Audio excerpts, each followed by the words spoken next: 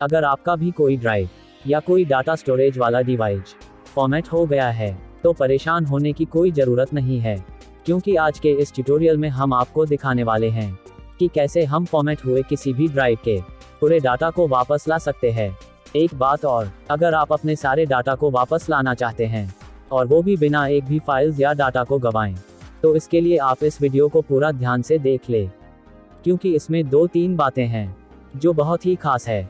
अगर आप इसको मिस करते हैं तो हो सकता है आपको बहुत बड़ी दिक्कत आ जाए, क्योंकि जब हम अपना डेटा रिकवर कर रहे थे तब कुछ दिक्कतें आई थी, जिसमें हमारा 1 TB का ड्राइव था जिसमें लगभग 700 GB का डाटा था, और जब मैं एक दूसरे ड्राइव को बूट कर रहा था तब वो बाय मिस्टेक फॉर्मेट हो गया। उसका लाइव वीडियो हमारे चैनल पर मिल जाएगा। तो जो तरीका मैं आपको बताने वाला हूँ, उसी तरीके से मैंने अपने सारे डेटा को वापस लाया और उसमें एक भी डाटा लॉस नहीं हुआ।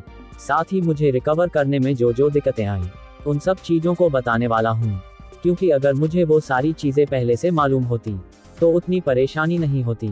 तो इसीलिए मैं आपसे गुजारिश करता हूँ कि आप अपने डाटा को रिकवर करने से पहले आप इस वीडियो को पूरा देख ले, जिससे आपको वैसी दिक्कतें ना आए।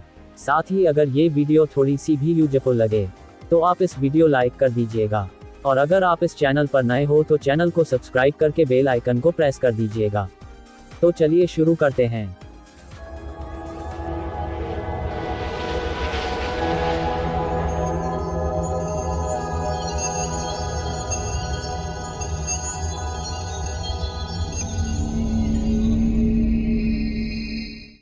सबसे पहले हमें एक कमांड सॉफ्टवेयर डाउनलोड करना होगा, इसलिए हम एक ब्राउज़र ओपन करेंगे और उसमें सर्च करेंगे इंडियन टेक्नो एरा। फिर यहाँ से इस पर क्लिक करके इस वाले वेबसाइट पर आ जाएंगे। फिर हम यहाँ से पेजेज वाले सेक्शन में से टिप्स एंड ट्रिक्स पर क्लिक करेंगे। उसके बाद हम यहाँ से सॉफ्टवेयर सॉल्यूशन फॉर लैपटॉप और पीसी पर क्लिक करेंगे। फिर इसके बाद हम यहाँ से how to recover format data of drive को ओपन करेंगे। अगर आप इस आर्टिकल को पढ़ेंगे तो आपको और भी कुछ खास चीज़ें मिलेंगी। अदरवाइज आप उस सॉफ्टवेयर को डाउनलोड करने के लिए नीचे की तरफ जाएंगे। जिस सिस्टम में आप अपने डेटा को रिकवर करना चाहते हैं, आप उस टाइप के सिस्टम के सॉफ्टवेयर को डाउनलोड कर सकते हैं। मैं यहाँ पर मैं अपना डेटा विंडोज सिस्टम में रिकवर करने वाला हूँ। कुछ के सॉफ्टवेयर को डाउनलोड करूँगा, मतलब .exe फॉर्मेट वाला सॉफ्टवेयर डाउनलोड होने के बाद हमारा सबसे पहला काम होगा जो ड्राइव फॉर्मेट हुआ है उसको हमारे सिस्टम से कनेक्ट करना। अगर आपके फॉर्मेट हुए ड्राइव को सिस्टम से कनेक्ट करने के बाद भी अगर वह ड्राइव दिखाई न दे, या फिर सो होने के बावजूद वह फॉर्मेट करने के लिए कहे, तो सबसे पहले आप अपने माई पीसी या फिर माई कंप्यूटर पर राइट क्लिक करेंगे और मैनेज वाले ऑप्शन पर क्लिक करेंगे, जिसके बाद आपके सामने कंप्यूटर मैनेजमेंट का एक फाइल खुलेगा। इसमें लेफ्ट साइड के स्टोरेज वाले ऑप्शन पर क्लिक करेंगे, फिर डिस्क मैनेजमेंट को ओपन करेंगे, जिसके बाद आपको आपके सिस्टम के सारे स्टोरेज ड्राइव और उसके पार्टीशन दिखाई देंगे और साथ ही आपका वो फॉर्मेट हुआ ड्राइव शो होगा। जब आप उस ड्राइव पे कर्सर को लेकर जाएंगे और अगर वो अनलोकेटेड शो होगा तो आपको सिंपली उस ड्राइव पे राइट क्लिक करके न्यू सिंपल ड्राइव वॉल्यूम पर क्लिक करेंगे और एक छोटा सा विजार्ड का फाइल ओपन होगा। फिर आप नेक्स्ट पर क्लिक करेंगे और वॉल्यूम साइज में कोई भी चेंजेज नहीं करेंगे और नेक्स्ट कर देंगे। फिर आप अपने ड्राइव के लिए कोई लेटर सेलेक्ट करेंगे या फिर छोड़ भी सकते हैं, फिर नेक्स्ट करेंगे। उसके बाद यहाँ पर फाइल सिस्टम NTFS रहने देंगे और नेक्स्ट कर देंगे और फिर नेक्स्ट कर देंगे और हो गया। जिसके बाद आपका वो ड्राइव हेल्दी शो होने लगेगा और वो ड्राइव लोकेट होने लगेगा। ड्राइव को लोकेट करने के बाद आप इसको एक दफ़ा फॉर्मेट करेंगे, इसीलिए लोकेट किए हुए ड्राइव पर राइट क्लिक करेंगे और फॉर्मेट वाले ऑप्शन पर क्लिक करेंगे और यहाँ पर वॉल्यूम लेवल का नाम देंगे।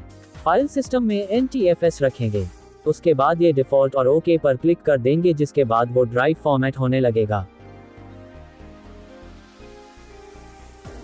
ड्राइव जब फॉर्मेट हो जाएगा तब हम उस सॉफ्टवेयर को जिसको हमने डाउनलोड किया था उसको इस वाले ड्राइव में पेस्ट कर देंगे।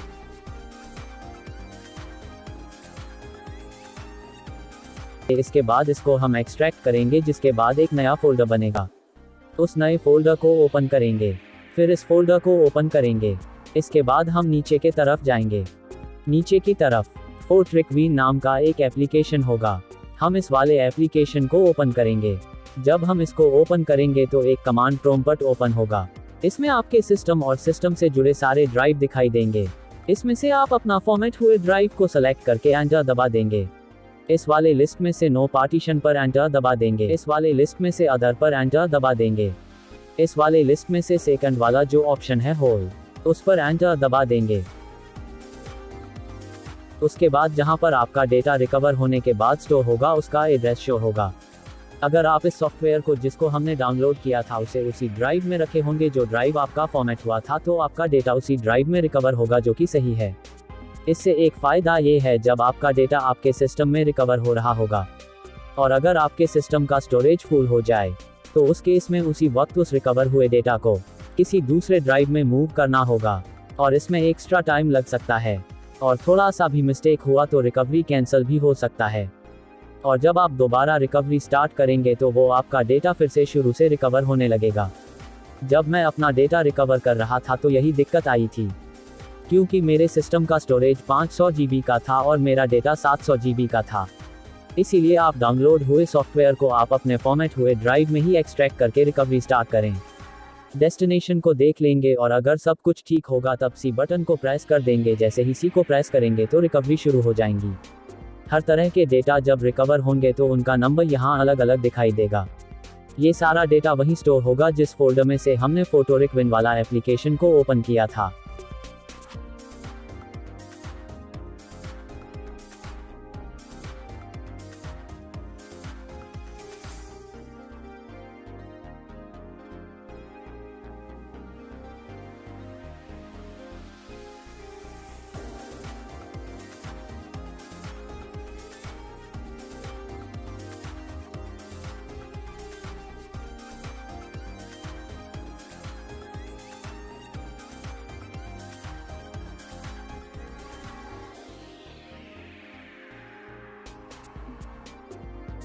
इन सारी चीज़ों को साजने के बाद आप फॉर्मेट हुए अपने ड्राइव स्टोरेज के डेटा को रिकवर करना शुरू करें, जिसमें आपको कोई दिक्कत ना आए।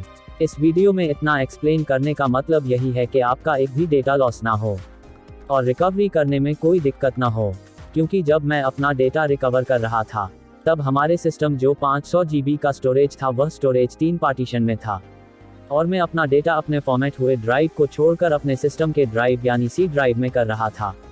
जब मेरा सी ड्राइव फुल हुआ तो मैंने अपने सी ड्राइव में रिकवर हुए डेटा को दूसरे नंबर वाले ड्राइव में मूव करने लगा। फिर भी उससे भी काम नहीं चला तो जो एक तीसरा ड्राइव बचा था उसको मैंने अपने सी ड्राइव में एक्सटेंड कर दिया, मतलब जोड़ दिया।